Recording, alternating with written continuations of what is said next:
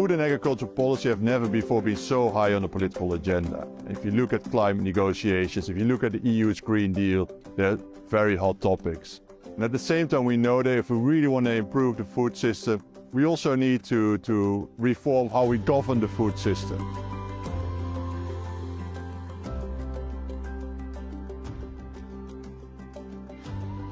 My name is Jeroen Kandel. I am an associate professor of food and agricultural policy.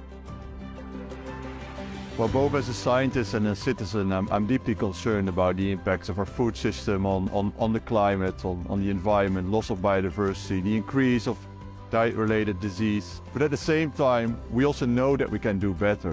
There's many ideas of how governments, how businesses, how civil society can steer society towards, say, a more equal and more sustainable food system. So this is what really drives me in my research to search for solutions to tackle some of these big challenges.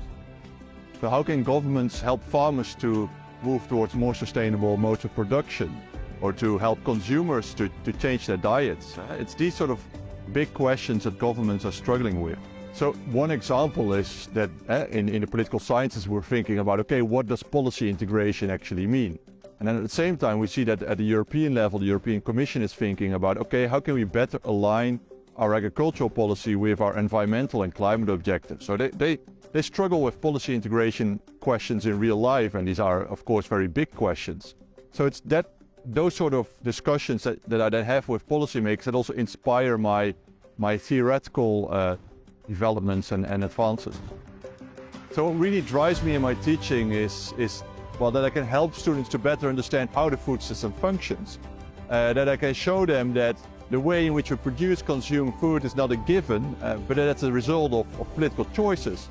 And that they can get engaged to try to influence those choices in directions they consider more appropriate. So I believe that as scientists we have a public role to play.